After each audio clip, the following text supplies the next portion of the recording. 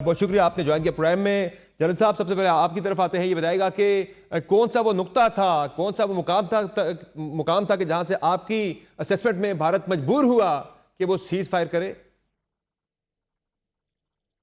یہ تو دیکھیں اب میڈیا پہ آ چکا ہے.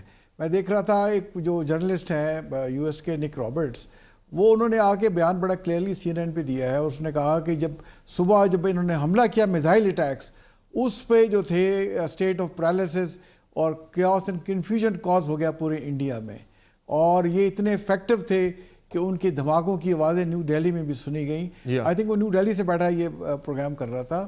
تو یہ جو ہم نے صبح جو اٹیک ان پہ میزائل کا کیا ہے, اور جس افیکٹو طریقے سے پرسین سے جا کے انہوں نے ان کے ہوائی اڈوں پہ, ان کے برہموس میزائلوں کی اسٹوریج سائٹس پہ جہاں وہ ایکٹیولی ڈپلائڈ سے ان کی سائٹس پہ, اور جہاں پہ یہ جیسے سائبر کا حملے کی بات خواجہ صاحب کر رہے تھے, تو ان کی جو بی جے پی کی سائٹ کو ہیک کر لینا, ان کے اٹامک انرجی کمیشن میں گھس جانا, ان کے ڈیفنس انڈسٹریل کمپلیکس میں چلے جانا, ان کے ایئر فورس سائٹس کو جا کے اس کو نیوٹرلائز کر دینا, تو انہیں سمجھ نہیں آ رہی تھی یہ کیا ہو رہا ہے. اور پاکستان کا ریزالو بڑا کلیئر تھا. تو this was a game changer moment. اور ساتھ ہمارا نیشنل کمانڈ اتھارٹی کا اجلاس ہوا, اس کی ڈیٹیلز تو سامنے نہیں آئی, بٹ مجھے اس پہ پورا یقین ہے کہ اس میں بڑی کلیئرٹی کے ساتھ ڈیسیژن ہو گئے تھے کہ اگر ایک حد سے بات بڑھی تو پاکستان کسی بھی حد تک جس میں جائے گا. صحیح ہے. عامر مسعود صاحب, آپ کی نظر میں کیا تھا؟ کیا یہ پاکستان کی مائٹ ہی تھی جو کہ پاکستان نے ثابت کی, وہ ایئر پاور کی ہو یا ہمارے میزائل ٹیکنالوجی کی ہو, کہ بھارت مذاکرات یا پھر سیز فائر پر راضی ہوا؟ جی دیکھیں, جب بھی اس طرح کا کوئی مارکہ ہوتا ہے, اور جی سر, یہ مجھے تھوڑی سی اس میں وہ آ رہی ہے, ایکو آ رہا ہے. جی سر آپ کنٹینیو کریں, ہم اس کو ایڈجسٹ کرتے ہیں. تو میں یہ کہہ رہا تھا کہ اس طرح کا جب کوئی مارکہ ہوتا ہے یا کوئی کانفلکٹ ہوتا ہے, تو یہ ضرور یاد رکھنا چاہیے کہ اس کے کچھ اینڈ آبجیکٹیوز ہوتے ہیں. انڈیا نے بھی جب یہ کھیل شروع کیا تو اس کا کوئی نہ کوئی مقصد ضرور ہوگا, اس کے کوئی نہ کوئی فائنل اینڈ گیم جسے کہتے ہیں وہ ضرور ہوگی, تو اس کو ضرور مد نظر رکھنا چاہیے. اور جب ہم یہ چیزیں کر رہے ہوتے ہیں اور فائنل میڈیا کے تھرو اپنا ایک میسیجنگ کر رہے ہوتے ہیں اور کنکلوژنز ڈرا کر رہے ہوتے ہیں, تو ہمیں فائنل جو اینڈ آبجیکٹیوز ہیں ان کو الائن رکھنا چاہیے ود پولیٹیکل آبجیکٹیوز, کیونکہ ہمیشہ یہ کہا جاتا ہے کہ war is a continuation of the political objectives. تو اس میں نیشنل سیکیورٹی کے تمام ایلیمنٹس آتے ہیں. جہاں تک اس کانفلکٹ کا ذکر ہے تو اس کو میں تھوڑا سا ضرور کہنا چاہوں گا کہ جو شروع ہوا جب یہ, تو یہ ایک بڑا ٹپیکل جو ایک کانفلکٹ ہوتا ہے اس کی طرح کا نہیں تھا, بیکاز اس میں جس لیول کے جہاز استعمال ہوئے, جس نمبر کے جہاز استعمال ہوئے, جس طرح کی ٹیکنالوجی استعمال ہوئی, this was some thing very in usual. اور اس کو آنے والے دنوں میں بہت اسٹڈی کیا جائے گا, بہت ماڈرن ایئر فورسز اس کا انالیسس کریں گی, اور اس کے کئی لیسنز جو ہیں وہ بھی لرن کیے جائیں گے.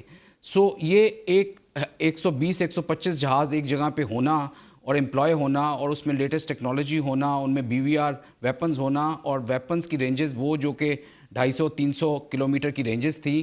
اور ہم جہاز یہ بھی آپ دیکھ لیں کہ جو فورسز امپلائی کر رہی تھی انہیں ایک دوسرے کی, وہ اپنے ہی بارڈر کے اندر تھی, اور اپنے ہی بارڈر کے اندر رہتے ہوئے وہ دوسرے کو ٹارگٹ کر رہی تھی at ranges of 100 kilometres plus with in his border. تو یہ ایک بہت ڈفرینٹ قسم کی وار تھی جس کو اسٹڈی انشاءاللہ تعالیٰ سبسیکوئنٹلی اس کا انالیسس بھی ہوگا. لیکن جو وقتی طور پہ جو دیکھنے کو آیا کہ انڈین کو 5 جہازوں کا لاس ہوا, which was a big setback for them. دیکھیں, ایک جو جہاز رافیل تھا وہ ان کا بیک بون تھا, وہ ان کا سینٹر آف گریوٹی تھا. پہلے دن ہی اس کو ہٹ ہو جانا, اس کو جو ہے ایک قسم کا کریش ہونا, یہ ان کا ایک آپ سمجھے کہ پورے کا پورا جو ایک بنیاد ہے وہ امبیلنس کریٹ ہو جاتا ہے. اور اس کے بعد انہوں نے اس جہاز کو پیچھے کر لیا, اور وہ جہاز اس کے بعد نظر نہیں آیا. So just to continue with that, next day they started off with drone warfare, اور اس کے بعد اس کو ان پہ بھی دیکھا کہ اتنے زیادہ 80 کے قریب ڈرون, اور یہ وہ ڈرونز تھے جو دنیا کے بیسٹ ڈرونز کاؤنٹ ہوتے ہیں. And they were the game changers in Azerbaijan and Armenia war, جس میں آذربائیجان نے ایکسٹینسولی یوز کیے تھے آرمینیا کے against, and they won that war. And similarly پھر اگلے دن جب ہم نے دیکھا, جب پاکستان اوفینسو پہ جاتا ہے آفٹر آل دس ڈیفینسو مینوورز جو اس نے کیے, تو وہ جا کے S-400 جیسی بیٹری کو، جو اگین دنیا کی سب سے بہترین سیم بیٹریز مانی جاتی ہیں اور سیم سسٹم مانا جاتا ہے اور ایکسٹینسولی یوز ہو چکا ہے ڈفرینٹ کانفلکٹس میں، رشیا اور یوکرین والے کانفلکٹ میں بھی، اور ایک بیٹل ہارڈنڈ سسٹم ہے، اور اس کو جو ہے وہ تباہ کر دیا جاتا ہے جس کی کاسٹ 1 بلین سے بھی زیادہ ہے. سو آپ جسٹ امیجن کہ وہ چیزیں جو ان کی بیک بون تھی، جو جن کے اوپر انڈین کی ایئر فورس کھڑی ہوئی تھی، ان کا air defence system was in چیزوں پہ کھڑا تھا اور وہ اس کے سینٹر آف گریوٹی تھے.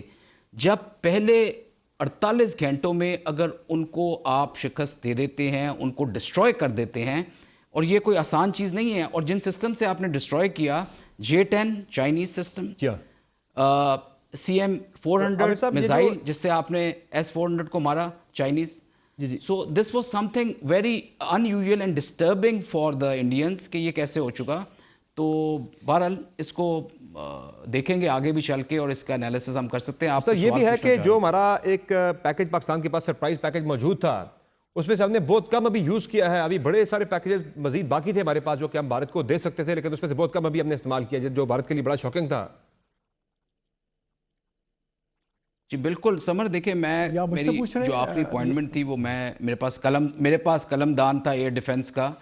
تو میں تھرو آؤٹ اپنی زندگی جتنی بھی گزری ہے، 48 سال میں آپریشنز میں رہا ہوں، میں یہ آپ کو بڑے وثوق سے کہہ سکتا ہوں جی کہ یہ ابھی this was just the beginning and the best was yet to come. کیونکہ یہ ایئر فورس کی جو ٹریننگ ہے اس میں یہ لارج فورس پیکیجز اور یہ 80 90 100 جہاز استعمال ہونا کوئی بڑی بات نہیں ہے. ایئر فورس کا جو ایئر ڈیفنس سسٹم ہے اس کی انٹیگریشن میں ساری چیزیں موجود ہیں، اور وہ ہماری اسٹرینتھ رہی کہ جس میں ہم نے سارے جہازوں کو، ان کے جتنے سینسرز تھے، ریڈارز تھے، ان کے جو گراؤنڈ پہ کمانڈ اینڈ کنٹرول سٹرکچر تھا، ایئر میں ایویکس تھے، اور جتنے بھی چیزیں تھیں جو کہ اس وار فائٹنگ کے لیے استعمال ہوتی ہیں، جسے سینسر ٹو شوٹر کہتے ہیں اور کل چین کہتے ہیں، they were all integrated with a data link and they were all having a common operating picture. اور وہ بڑی چیز ضروری ہوتی ہے بیٹل فیلڈ ٹرانسپیرنسی کے لیے، تاکہ فوگ آف وار نہ ہو اور آپ آئیڈینٹیفیکیشن آف فرینڈ اینڈ فو کر سکیں اور اپنا صحیح ٹارگٹ اور اپنا ہدف کو مار سکیں. جو آپ کو یاد ہوگا پلوامہ میں انڈینز نے اپنا ہی ایک ہیلی کاپٹر مار دیا تھا ایک چھوٹے سے کانفلکٹ میں، مطلب 30 منٹ کا وہ ایک پیکج تھا. تو یہ آپ دیکھیں کہ یہ ذرا بڑا تھا، اس سے پیکج بھی بڑا تھا، مطلب نمبر آف ایئر کرافٹ اور more and the duration was also more. تو اس میں فوگ کے چانسز ہونا اور اس میں اپنے جہاز کو مارنا کوئی اتنی بڑی بات نہیں تھی. یہی وجہ تھی کہ وہ رافیل دنیا کا بھارترین جہاز جسے کہتے ہیں، وہ اس طرح امپلائی نہیں ہو سکا، اور J-10 نے اپنی برتری اس میں ظاہر کی. ویسے تو بھارت نے کیا کھویا کیا پایا، پاکستان نے کیا کھویا کیا پایا، یہ تو ایک بات کی بحث ہے، یہ لمبی بحث ہے، اس پہ باتیں آنے والے دنوں میں ہوتی رہیں گی.